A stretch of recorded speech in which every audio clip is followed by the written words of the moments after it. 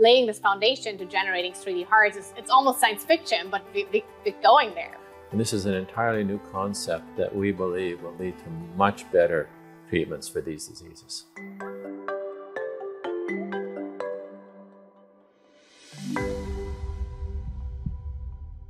The heart is among the least regenerative organs in the body. So the muscle that's damaged is replaced by non-contractile scar tissue. And it's that immediate loss in pumping activity that can set the patient on a course towards progressive heart failure.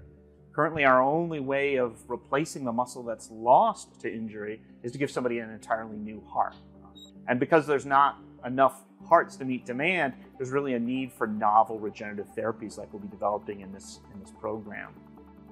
The NFRF Transformation Grant is a federally funded project that aims to fund very large interdisciplinary teams that are working to tackle very big challenges. So the goal when we started planning this grant was to try to provide solutions for kids that are born with heart diseases and create 3D printed parts of the heart that could hopefully in the future at some point help these kids in some way.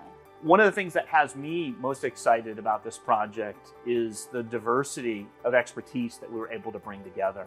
So the New Frontiers program requires you to put together an interdisciplinary team for this competition. You could regard that as a challenge. We really regard it as an opportunity. So our lab brings the expertise in making different heart cells to the project, specifically the non-beating types of heart cells that are play an essential role in maintaining normal organ function.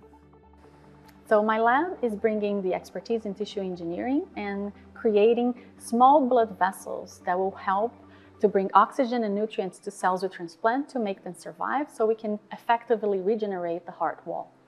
We, as a whole NFRF team, are actually able to generate pretty much every cell type that's in the heart. There's one puzzle piece that's missing, and that puzzle piece is called Purkinje fibers, which is a very specialized cell type that's important for electric connection in the heart. So if you want to 3D print a heart, we need those Purkinje cells, and nobody yet knows how to actually make those cells. So my lab's mission for this project is to actually generate the step-by-step protocol to generate Purkinje cells. We've reached a point where all these different advances in technologies are converging. And this is what we're bringing together into this project.